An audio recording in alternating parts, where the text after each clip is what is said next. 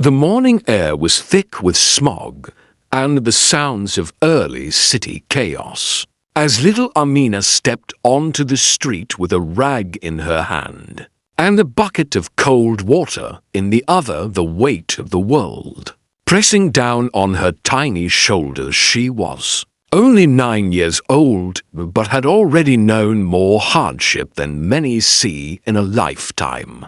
Her shoes were torn, her dress faded and oversized from a hand-me-down bin. But her eyes still held a flicker of determination that kept her going. Her mother lay in their one-room shack burning with fever. Her medicine had run out 3 days ago, and now the pharmacy refused to give more without payment. $5, that's all she needed for a basic antibiotic dose that might bring her mother's fever down and buy her another few days, maybe even longer if the medicine worked. So with trembling fingers and a knot in her stomach, Amina positioned herself on a median at a busy intersection where expensive cars passed every minute. The red lights were her chance. Whenever the traffic stopped, she darted forward, carefully scrubbing windshields with water and hope, offering drivers a grateful smile in exchange for whatever coins they might toss her way. Most waved her off, rolled their windows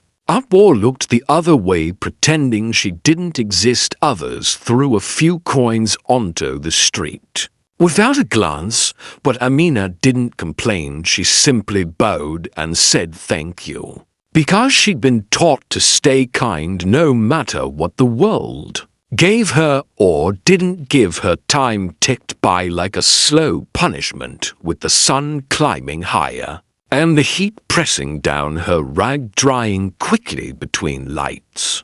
But still she worked, the burn of hunger in her belly no longer noticeable. She'd gotten used to that. Days like these all bled together until something changed. A black car, a luxury one she didn't recognize, stopped at the light. Its windows tinted so dark she couldn't see inside, but it was clean, all ready to clean. She almost turned away, but a voice inside her whispered, "Try." And so she approached, gently, water dribbling from her bucket as she reached up to touch the glass.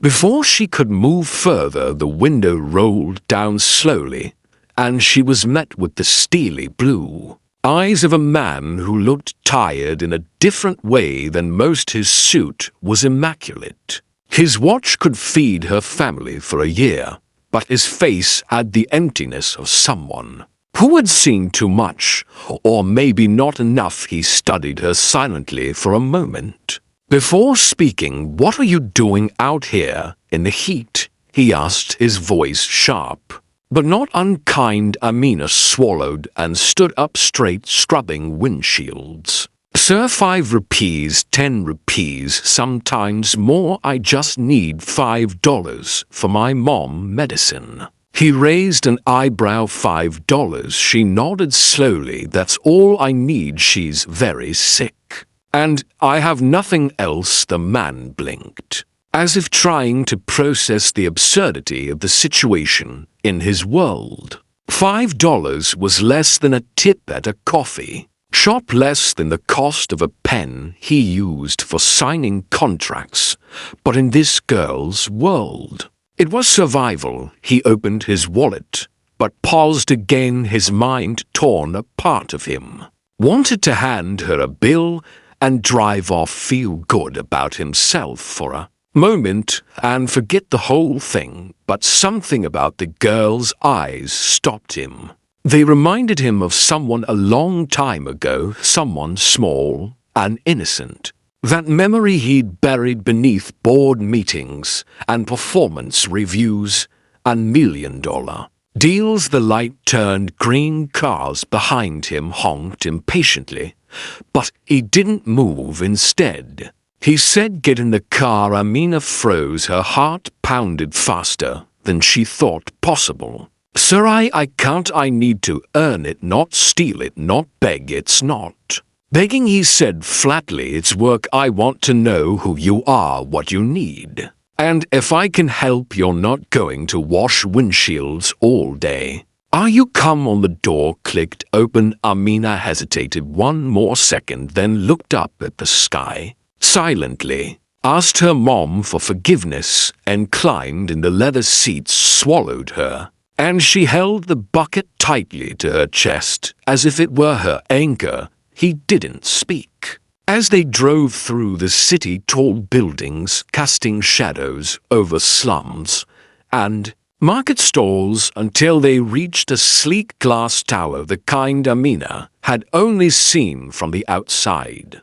He led her past the reception area and into an elevator where everyone stared. But no one dared question him. He was Adam Raza, the CEO of Raza Global, a man known for cutting deals with ice in his veins and gold in his pocket. A man who had clawed his way out of poverty and forgotten how it felt to be small and scared until today. In his office high above the city, Adam asked her again about her mother, her life, her dreams. Amina answered all of it honestly. Her father died when she was 4. They had no relatives nearby. Her mother sold fruit until she got sick. Now Amina did what she could: cleaning, selling flowers, running errands for anyone who would give her a coin. And when she mentioned school, her voice faltered, because she hadn't gone in over a year. Adam listened silently, his face unreadable.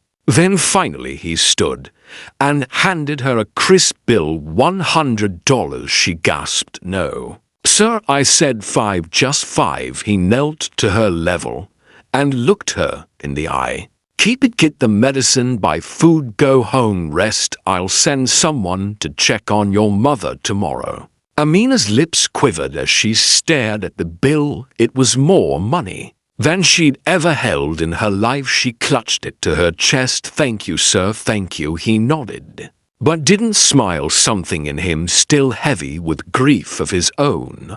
After she left, he sat alone in his office, staring out the window as memories he had long buried rose like ghosts from the past of his own mother, who once begged for medicine and died in a crowded government hospital while he sat helpless to pour to change her fate.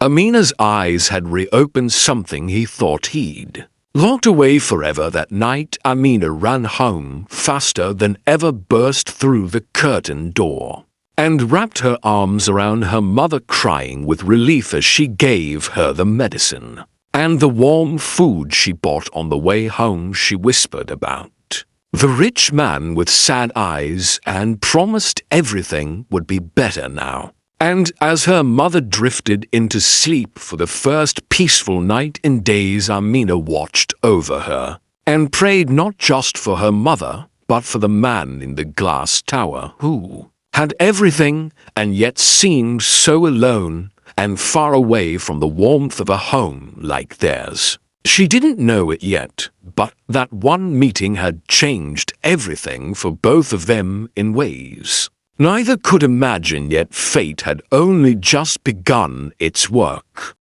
The morning after he met Amina, something in Adam Ross's world felt off, but not in a bad way. Just different, like the heaviness in his chest had shifted just enough to let air through. He stood by the floor-to-ceiling windows in his penthouse, staring down at the city that had made him rich and cold and hollow, wondering why a little girl with a rag and a $5 prayer could undo years of emotional steel so easily. He didn't go straight to the office that day. Instead, he called his driver and asked him to take him somewhere unfamiliar again, this time not in a suit but in jeans and a plain shirt he wore to blend in as much as a billionaire could. He walked through neighborhoods he used to avoid, stepped into alleys and markets, and watched people with tired faces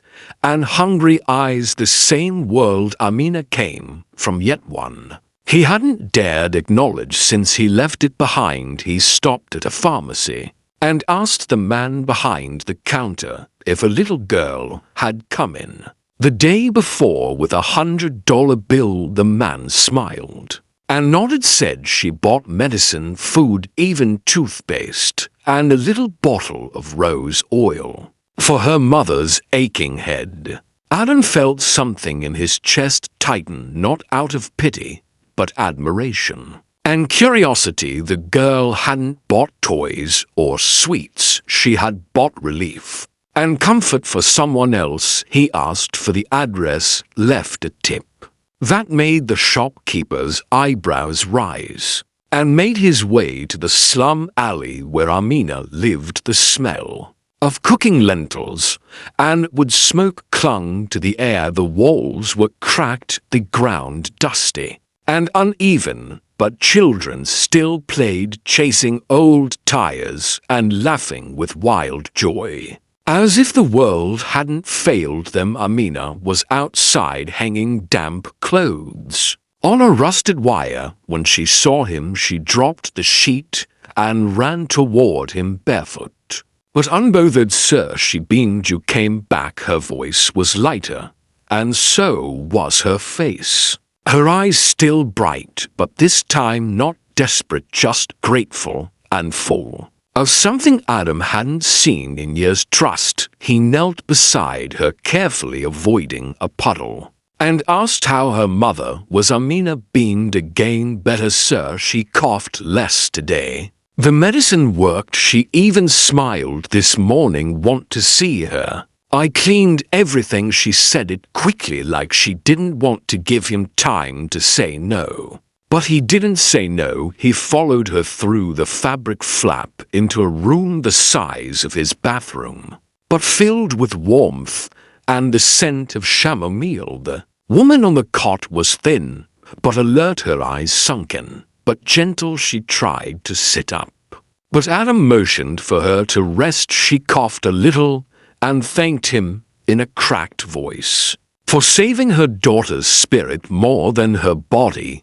He didn't know what to say. He rarely did in places where money didn't matter, but something about the way she looked at him reminded him of his own mother years ago, when they lived in a two-room flat with a leaking roof and debt collectors pounding the door. Back when he thought he'd conquer the world just to keep her safe, but failed her anyway. The conversation was short, simple. She didn't ask for more. She just asked that he remember kindness is not weakness, and that the poor are not broken, just bent by the weight of being ignored. After leaving, Adam sat in the car for a long time, fingers tapping the leather seat, his mind spinning. Then, without quite knowing why, he made a decision that shocked even himself. He didn't go to the office that day or the next. Instead, he called in his board, summoned his legal team,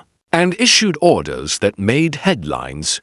Within a week, Raza Global launched a new wing, Raza Foundation, focused solely on education, healthcare, and housing for slum children, starting with one pilot program in Amina's neighborhood. When the reporters asked why the sudden change, Adam simply said, "I met someone who reminded me what real wealth looks like," and refused to elaborate. He visited Amina weekly, sometimes bringing her coloring books or new shoes, sometimes just to listen to her stories about her dreams to be a doctor, a real doctor, not one on TV. And each time he sat in that cramped room with peeling paint, he felt more at peace than in his entire glass-walled empire. Meanwhile, Amina returned to school, enrolled through a scholarship Adam created without telling her it came from him. She wore her uniform with pride and studied harder than anyone in class. But she never stopped helping at home or smiling at strangers, even the ones who still ignored her. Adam watched her transformation with quiet pride. And yet something deeper started to bloom, something more complicated. He started wondering not just how to help her, but how to fix the broken parts of himself, how to feel like he belonged in her world without being a savior. Just a man trying to understand love not as a transaction, but as a gift. One evening months later, he invited Amina and her mother to a fundraiser gala, a bold move that shocked his staff and board members. They arrived in borrowed clothes. The mother nervous, the daughter curious. And wide-eyed, the chandelier light sparkling in her dark hair, as she held Adam's hand like it was the most natural thing in the world. People whispered, stared, some even frowned, but Adam didn't care. He introduced her proudly, called her his friend, his inspiration, his reminder. And when she took the stage to say a few words in her shaky but clear voice, the room fell silent. She said, thank you for believing that a girl from the street can have a future. Thank you for showing the world that love is stronger than money. And that when one person sees you, really sees you, it can change everything. Adam had never cried in public, but that night he came close, and afterward when they stood by the car, as the city twinkled behind them, Amina looked up at him and said quietly, "You look less lonely now, sir." He smiled, the first real smile in years, and replied, "Maybe that's because you gave me something to hold on to, not a rag, not a windshield, but hope." And as they drove away toward two very different homes, connected now by invisible threads of fate, neither of them knew that the story was far from over, because the world has a way of testing the hearts it tries to heal, and love is never simple when built on pain and dreams and impossible odds, but it was real, and sometimes that's all that mattered. Time moved forward like a quiet river, carving away at stone, slowly, patiently changing everything just beneath the surface. And as the months slipped by, the lives of Amina and Adam became more tangled and yet more defined in their purpose. Amina thrived in school, quickly rising to the top of her class.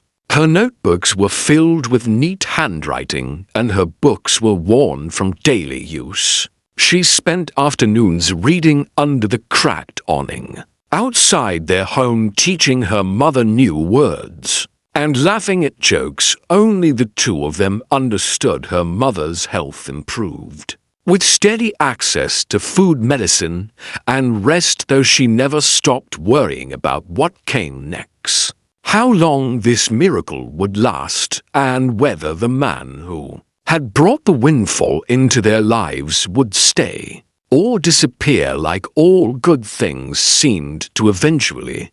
But Adam stayed in ways both big and small, not just with money, but with presence. He came without cameras or fanfare. He'd bring soup when her mother was ill, or wait outside school gates with his driver to surprise Amina with a ride home. Sometimes he took her to the park or the museum, places she'd only read about, and watched her eyes light up like city skylines as she asked questions about art and history and dreams, and he answered not like a rich man with all the answers, but like someone learning from her in return.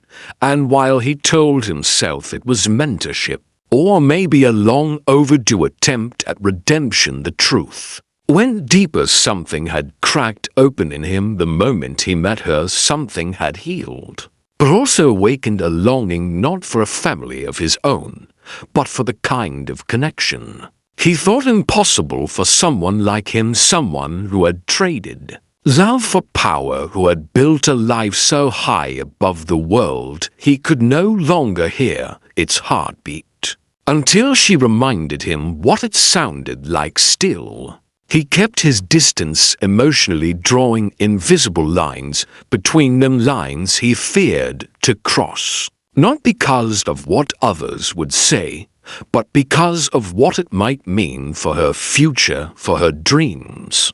And yet the lines blurred more each time she looked at him, not as a benefactor, but as a friend. As someone she trusted fully. Her mother noticed. To saw the way Adam lingered near the doorway when they talked, the way he carried a small photo of them in his wallet, now wrinkled from use, and how he softened when Amina laughed one rainy evening when the sky split open and thunder shook the streets. Amina came running into his office, soaked from the storm, her books wrapped in plastic, her face lit with excitement and worry both. "Sir, they gave us our science project today.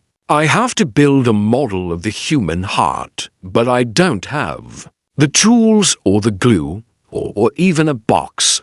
Can you help?" And instead of giving her money or sending a staff member, Adam rolled up his sleeves and cleared his glass conference table, laying out materials with her as they worked together on a cardboard heart he didn't know how to build but wanted to try anyway. They stayed up hours laughing, making mistakes, fixing them, sharing stories of childhoods vastly different yet somehow similar in loneliness and longing. And when they finally finished, and Amina looked up at him with glue on her nose and said, "You're really good at this." You know, Adam didn't feel like a CEO or a broken man anymore. He just felt seen that night, after he dropped her home and sat alone in his car under the low hum of city lights. He called his lawyer and asked to rewrite his will, adding a clause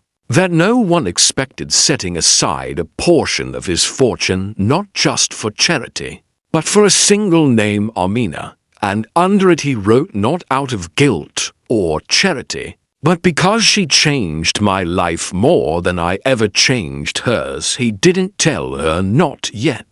He didn't know if he ever would, because she deserved to rise on her own wings. And she was doing just that until one day everything changed again. It was a Thursday morning, quiet like most others, when the phone call came. Amina's school principal, breathless and panicked. "Adam, we need you. There's been an accident. A truck lost control." Amina was hit walking across the intersection just outside school. "We've taken her to City General. Come quickly." Everything blurred after that. The car ride, the hospital corridors, the doctors speaking in rushed, clipped tones. A concussion, broken ribs, internal bleeding. "It's serious. We're doing everything we can." Her mother sat in a plastic chair, weeping quietly, hands shaking. Adam sat beside her, for the first time helpless again, like the boy he once was outside the emergency room, praying for a miracle that couldn't be bought. When they finally let him in, Amina was pale, tubes in her arms, her breathing shallow but steady. She smiled weakly when she saw him and whispered, "Don't look so sad, sir. I'm okay. I'll be okay." And he almost broke right there, holding her hand, willing her to stay. And as the hours turned into days and she fought through the pain and the fever, Adam never left the hospital. He stayed outside her room, taking meetings over the phone, sleeping in chairs, holding her mother's hand. And when Amina finally woke, fully lucid again, she whispered something that changed everything. "Sir, I had a dream. I was walking on a street full of windows, and I wasn't cleaning them. I was inside them looking out. And you were there, too, not in a suit, but in a sweater. And we had dinner on the floor and laughed. And I think it was the happiest I've ever been." And in that moment, Adam realized it wasn't just about helping her anymore. It was about living better with her in his life in some way, not as a replacement for the family he lost, but as a chance to build something real. And when she recovered slowly and was discharged into a world waiting to welcome her back stronger than before, Adam made a quiet promise to himself and to her mother that he would never walk away, not until Amina told him to, not until she didn't need him, not until she had everything he never did. And when years later she stood on a stage, wearing a white coat, holding a degree with honors in one hand and Adam's hand in the other, as he stood beside her, not like a savior or a CEO, but like a father, not by blood, but by choice, the world clapped, not just for her success, but for a story that defied logic and wealth and boundaries. And when the reporter asked Amina how she made it this far, she smiled the same soft smile from the streets and said, "Once upon a time, I scrubbed windshields for $5 to save my mother, and the man who saw me didn't just give me money, he gave me a future and maybe even a little bit of love." And Adam, standing beside her, looked at the crowd and said, "No, she gave that to me." And in that moment it was clear that fate hadn't just rescued a little girl from the streets. It had rescued a man from himself, and together they built something more valuable than empires. They built a story that began with glass and rain and ended in light.